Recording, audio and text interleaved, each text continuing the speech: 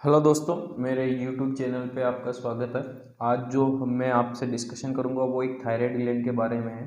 तो इस वीडियो में मैं आपको थायराइड ग्लैंड की एनाटॉमी के बारे में, थायराइड ग्लैंड के रिलेशंस कि उसके एंटीरियर में क्या है, मिडल में क्या है, पोस्टीरियर लेटरल में क्या है, और इसके थायराइड ग्लैंड के जो फंक्शंस हैं हम दूसरे पार्ट में कवर करने की कोशिश करेंगे कि उसमें आयोडीन से किस तरह से वो ट्रैप होके किस तरह से उसकी T3 T4 हार्मोन बनाता है।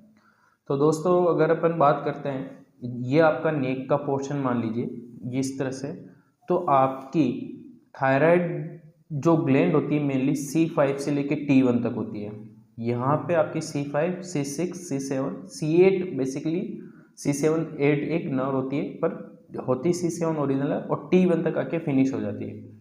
जो ओरिजिनल थायराइड ग्लैंड है वो C5 से लेके T1 तक है, पर इसे देखा जाए तो C3 पे हाइयोड बोन है, C4 पे आपका थायराइड कार्टिलेज है लेरिंग्स का, और C5 पे आपका थायराइड ग्लैंड स्टार्ट हो जाती है। तो C5 से लेके T1 तक सिचुएटेड होती है। ये मैं नॉमिनेट कर रहा हूँ, जो येलो कलर की वो हाइयोड बोन है। ये थायरो हाइयोड मेम्ब्रेन है जो कि आपकी थायराइड और हाइयोड बोन को कनेक्ट करने वाले मसल्स है। ठीक है, थायराइड ये सबसे लार्ज कार्टिलेज है लेरिंग्स का, थायराइड कार्टिलेज। और ये जो दिख रही है आपको ब्लू कलर की, क्योंकि लेरिंग्स के नीचे आपका ट्रेके स्टार्ट हो जाता है, तो ये ट्रेकिल रिंग की बात करें तो आपको दो मेजर लेटरल में बड़े बड़े दो लोब दिख रहे हैं, है ना, वो राइट एंड लेफ्ट लोब। और इस वाले पार्ट को जो बीच राइट और लेफ्ट लोब लेटरल पार्ट को जोड़ने वाला जो पार्ट है आपका स्तमस होता है। ठीक है दोस्तों, तो ये आपका पर्टिकुलर थायराइड कार्टिलेज, ये लोब अपन ने देखे थे, और ये इसकी ट्रेके है। तो ये जो बॉर्डर की बात करें तो ये जो दोस्तों ये वाली जो इसके दो बॉर्डर होती है, ये जो बॉर्डर सामने देख रहे हो ये इसकी एंटीरियर बॉर्डर है, और इसी के पीछे इसकी कौन सी बॉर्डर होती है, पोस्टीरियर बॉर्डर होती है। ये इसकी जो बॉर्डर है पीछे की तरफ आ रही है, ये एंटीरियर व्यू है, ये पोस्टीरियर व्यू है। तो ये दो बॉर्डर होगी, एंटीरियर बॉर्डर, पोस्टीरियर बॉर्डर। दो तीन सरफेस होगी, एक तो ये लेटरल सरफेस, ये इसकी मीडियल सरफेस हो गई, और पीछे की तरफ दो ये लोब यहाँ पे इनकम्प्लीट जुड़े नहीं रहते, फिनिश नहीं रहते, क्योंकि ट्रेकिया है और इसोफेगस है। तो ये जो देख रहे हो आप, ये पोस्टीरियो लेटरल सरफेस होती है। कौन सी सरफेस है, पोस्टीरियो लेटरल सरफेस है। तो इसकी एनाटॉमी के बारे में इस तरह से, जो कि मैंने आपसे डिस्कशन किया था कि lower part of the neck, है ना, एंटीरियर में है और लेटरल साइड में जाता है। नेक का लोअर पार्ट है C5 से लेके T1, है ना, C5 टू T1 तक है। Extend from the oblique line of thyroid cartilage, ये जो एक्सटेंड कहाँ से, ये थायराइड कार्टिलेज के ओब्लिक लाइन से, मतलब अभी कह सकते हैं कि ये लाइन है आपकी, तो ये ओब्लिक लाइन से एक्सटेंड होके कहाँ तक आ रही है, आपकी T1 तक कार्टिलेज आ रही है। और या आप ये से इंट्रोडक्शन कर सकते हैं 5th to 6th tracheal ring, मतलब थायराइड कार्टिलेज से आपके ट्रेकियल की रिंग तो फर्स्ट सेकंड से स्टार्ट हो रही है, पर आ कहाँ तक रही है, ये T5 तक आती है, और कभी कभी 6 तक भी आती है। T5 से लेकर 1 2 3 4 5 और 6 तक क्या होती है, ये एक्सटेंड होती है, मतलब ओब्लिक लाइन, ये oblique line of thyroid cartilage से आपके 5th to 6th line of trachea तक आती है। और दूसरा इंट्रोडक्शन हो सकता है line opposite to the C5 C6 C7 और T1 C5 C6 C7 T8 और T1 तक एक्सटेंड होती है। Thyroid gland have two lateral lobes, median isthmus connect, और जो मीडियन होता है वो स्टेमस से कनेक्ट रहते हैं।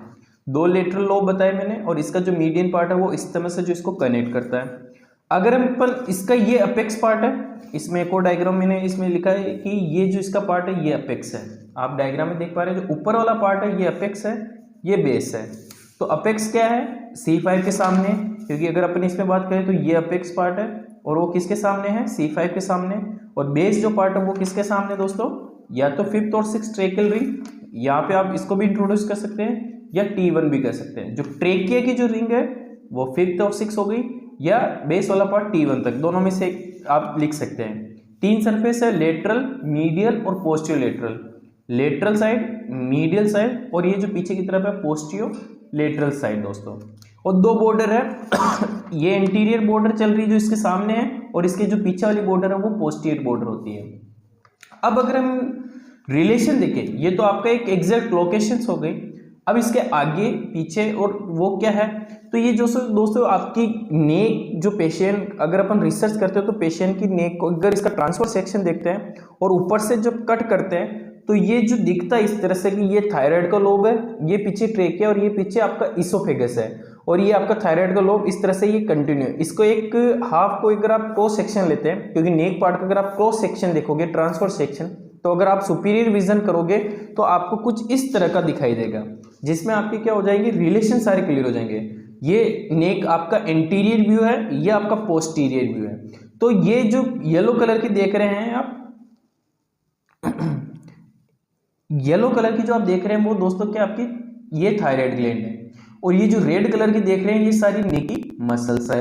ये पीछे का हिस्सा क्या है, इसका ट्रेकिया, ट्रेकिया के पीछे इसोफेगस है, और ये जो आप देख रहे हैं ये कैरोटिड शीट है, क्योंकि नेक से आपकी क्या निकलती है, कैरोटिड आर्टरी वेन निकलती है, तो एक कैरोटिड शीट बनती है।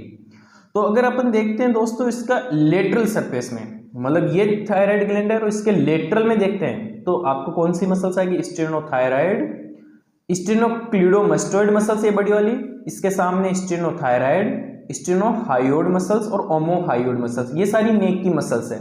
तो लेटरल सरफेस में 1, 2 और 3 4 और 4 चीजें आप देख सकते हैं कि इसके में स्टेनोक्लीडोमास्टोइड मसल्स, एक स्टेनोहायोइड मसल्स, एक ओमोहायोइड मसल्स और एक है स्टेनोथायराइड मसल्स, ये इसके लेटरल में है। अगर मैं इसकी बात करूंगा कि मीडियल में क्या है, जस्ट इसके मीडियल में, जैसे मैंने बताया ना मीडियल है, तो इसके पीछे ट्रेकिया है और इसके पीछे आपका ये जो पॉइंट यहाँ पे क्या, इसके सारे क्या है, इसके पीछे रिकरेंट लेरिंजियल नर्व होती है, साथ में यही इसके पास एक्सटर्नल लेरिंजियल नर्व होती है, और पीछे क्या इसके इसोफेगस, ये आप मीडियल सरफेस में इसका बता सकते हैं। मीडियल सरफेस में इसमें आप और चीजें इंक्लूड कर सकते हैं, क्योंकि अगर आप देखते हैं तो इसमें फेरेनिक मसल्स भी इसी के अंदर आती है, पर आपको मैंने जो इस डायग्राम में जो आ रहा है वो बताया कि इसमें ट्रेकिया, इसोफेगस और एक्सटर्नल रिकरेंट लेरिंजियल नर्व, ये क्रॉस सेक्शन है। पोस्टीरियर लेटरल मतलब जो पीछे की तरफ है, पोस्टीरियर और लेटरल साइड में एक कैरोटिड शीट, दोनों तरफ बाइलेटरल क्या होती है, कैरोटिड शीट है, जो कि किससे किससे मिलके बनी, आपकी कैरोटिड आर्टरी से, इंटरनल जुगुलर वेन से और आपकी वेगस नर्व से।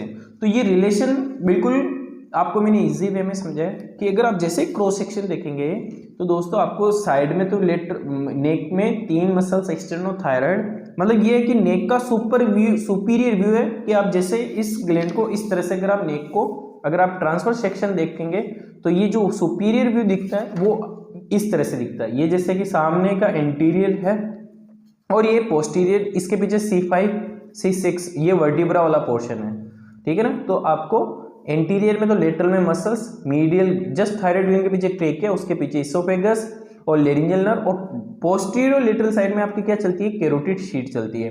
तो ये दोस्तों रिलेशन मैंने एग्जैक्ट समझा दिया कि इसके एंटीरियर, लेटरल और क्या है। नेक्स्ट जो दोस्तों इसमें वीडियो में मैं आपको बताऊंगा कि थायराइड ग्लैंड किस तरह से आपको वो T3 और T4 बनाती है आयोडीन के द्वारा, क्योंकि जो भी आप आयोडीन इंटेक करते हैं वो सारा का सारा थायराइड एब्जॉर्ब कर लेती है। तो कैसे एक्टिव ट्रांसपोर्ट के द्वारा फॉलिकुलर्स, क्योंकि इसके अगर हिस्टोलॉजी अध्ययन करते हैं टिश्यू में तो इसमें 2 तरह की सेल्स मिलती है, जो कि अपन नेक्स्ट वीडियो में कोशिश करेंगे। तो मैं दोस्तों इसको एक बार वापस रिवाइज कर देता हूँ कि हमने थायराइड ग्लैंड की एनाटोमी देखी थी, जो कि C3 तो हायोइड बोन होती है, पर इसकी एक्चुअली स्टार्टिंग C5 से लेके T1 है।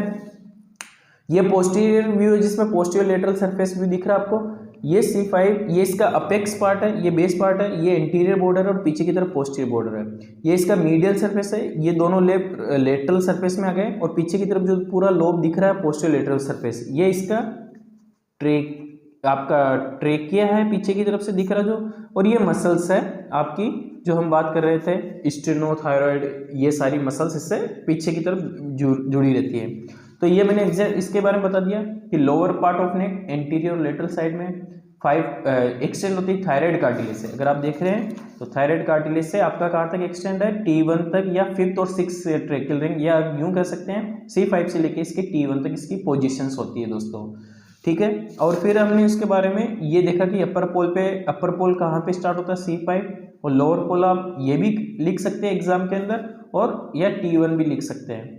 3 सरफेस हो गई, इंटीरियर पोस्टीरियर 2 बॉर्डर हो गए।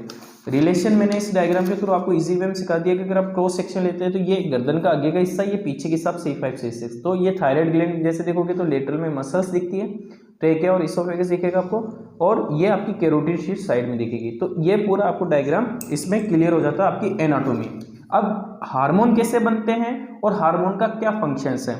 एक बात हमेशा ध्यान रखना कि ग्रोथ हार्मोन का तो पर्टिकुलर साइट है, जैसे मसल्स है, लीवर है, कार्टिलेज और बोन है, पर थायराइड जो हार्मोन होते हैं बॉडी के ईच एंड एवरी टिश्यू के लिए फंक्शनिंग के लिए बहुत जरूरी है, ब्रेन के डेवलपमेंट के लिए जरूरी है, क्योंकि T3 T4 अगर हार्मोन नहीं होता तो ब्रेन का डेवलपमेंट, टिश्यू डेवलपमेंट नहीं हो पाते हैं। तो T3 T4 must essential hormone for the development of each and every tissue.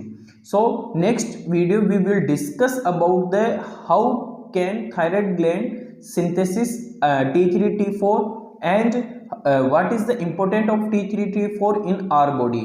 So let's please wait for the next video, and if you like this video please subscribe my YouTube channel and please like the video